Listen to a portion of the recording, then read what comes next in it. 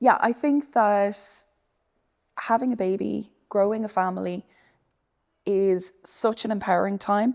It is also a really vulnerable time. And it's really, really important that while we recognize the strength that comes from that process, we don't ignore the vulnerability and that we do support families and birthing people to get through that time. When you're a teenager in an all-girls school, you're questioning your sexuality, you're thinking about these things, it's all just very scary and nobody is saying to you, but it's fine if you're any of those things. They're just saying to you that would be weird and difficult. I would like people to say she was a good person. Deborah Frances-White, who hosts the Guilty Feminist podcast, is also someone who, for me, made feminism very digestible and very understandable, and like that, made it real. We follow the story of apartheid South Africa. We follow the story of Nelson Mandela becoming elected. We had a party in school. And that is so core to my belief system. I think about it all the time.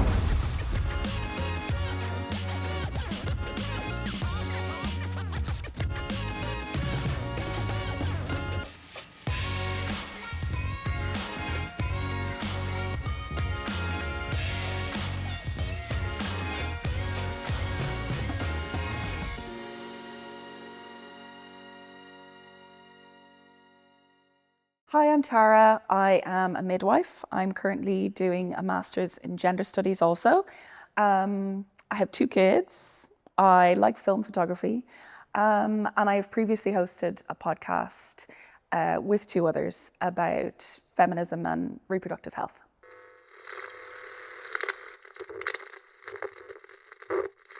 Being a woman and a mother inside a political reality, I think that's something that I guess I learned slowly over the course of my life. But I think as Ireland moved towards making abortion healthcare legal here, it really started to speak to me. And I got really involved in the campaign to repeal the 8th Amendment. So yeah, I think I sort of, it happened over time, but yeah, I got there in the end.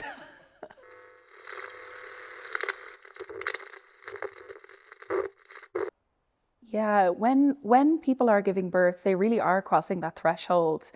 They are both incredibly strong and really vulnerable at the same time.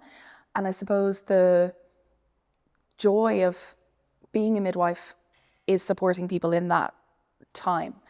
I love supporting people during pregnancy and building on their kind of resilience and their knowledge that will get them through the birth.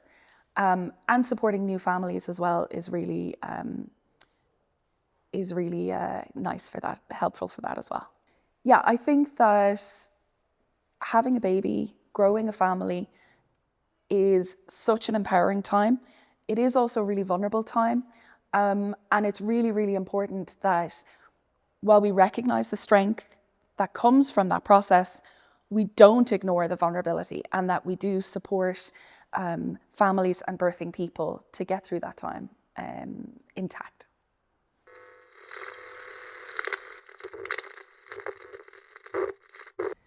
Yeah, raising girls and trying not to lean into gender norms is really interesting. It's difficult because the scripts, the gender scripts, the sexual scripts, they are thrown at us from day 0. And I hate feeling like I'm always the naggy parent and saying, they just want your money, don't do that. You know, they think that that's what girls want, but they know that that's, not what every girl wants.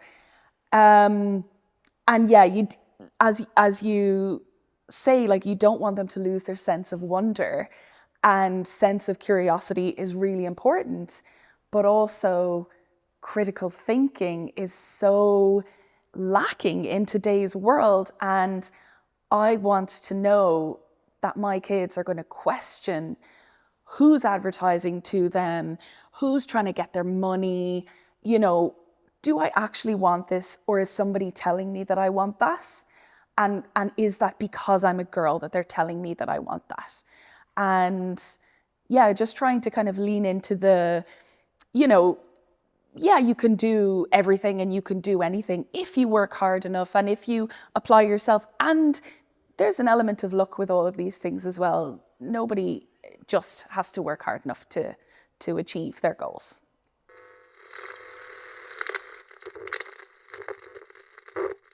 The conversations I wish I'd had about feminism when I was younger, I think I grew up in the late 90s and the early 2000s. So at that time, there was quite an anti-feminist culture, and we were very much in a ladette time.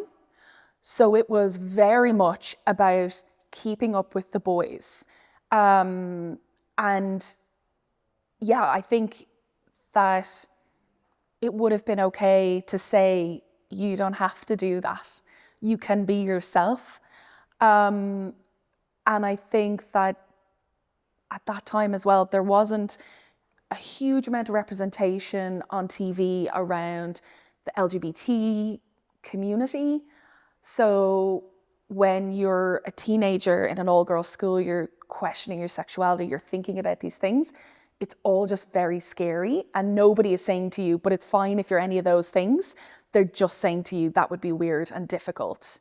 So I think just, yeah, having the opportunity to have more open conversations would have been great.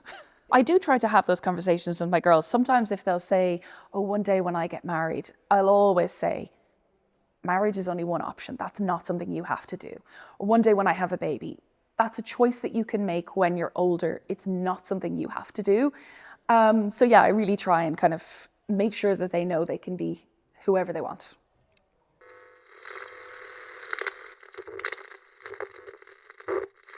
I think in terms of political issues with kids, there is more harm to be found in the silence. I have a policy with my kids where I answer what I'm asked. I don't volunteer huge amounts of very adult information to them. For example, we have done lots of campaigning and protesting in support of the Palestinian people. So I explained to them that for us as an Irish family who have generationally experienced oppression, it is important to us that we go and support this other nation who are being oppressed at the moment.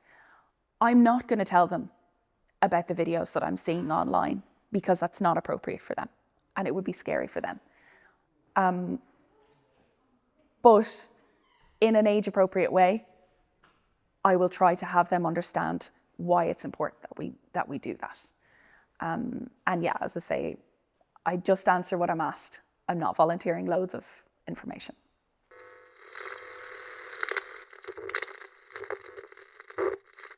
With your kids and being culturally switched on like that, it's just about taking it step by step. It's about it being real for them, and saying to them, like, I'll talk again about, say, the Palestinian example, because that's sort of an ongoing thing, I guess, at the minute.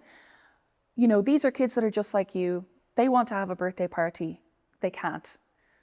They've had to move without their toys. They've lost those. You would feel sad in that situation. And I think just keeping it small, not making it too big, and just keeping it real for them is really helpful.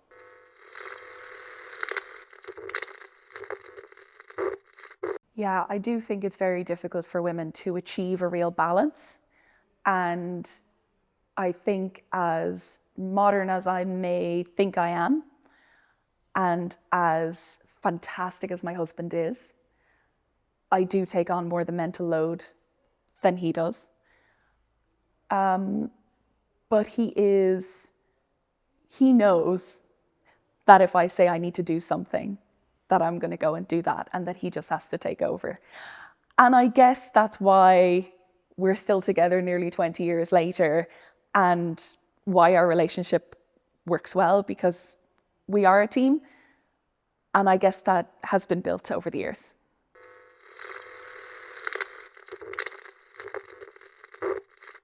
Female leadership for me is about empowering others. It's about, if I have some knowledge, I'm going to share it with you, and we're going to develop something together. We're going to go on this journey together. We're going to come up as a team. I'm very much a team player. I'm not a super competitive person. And while I think it's no harm to be a little bit competitive, it's just not who I am. So yeah, I think in raising my girls to be kind of leaders, I think more about how can we be good people and how can we help our friends to be good people too and feel good about it. Not feel superior, not be very confident, just be a good person, be curious and be decent. And that's the aim, really.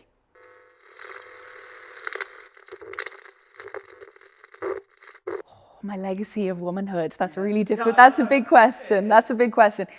I would like people to say she was a good person. I would like people to say she was genuine, empathetic, and she was a good person. That's it.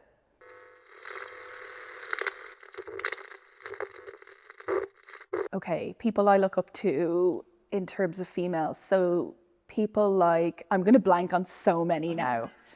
So people like Angela Davis, Black Panthers, a real anti-racist activist. Amazing, incredible woman. I saw her speak this year. She's in her 80s. She's still out there. She's so passionate, and she's incredible, a hero of mine. Deborah Francis White, who hosts the Guilty Feminist podcast, is also someone who, for me, made feminism very digestible and very understandable, and like that made it real. And I like that she always leads the podcast with, I'm a feminist, but this is something that isn't amazing that I did this week. Those kind of things. I had a teacher in primary school who gave us incredible anti-racist education when we were very small. I had her for second, third, and fourth class. We followed the story of apartheid South Africa. We followed the story of Nelson Mandela becoming elected. We had a party in school. And that is so core to my belief system. I think about it all the time.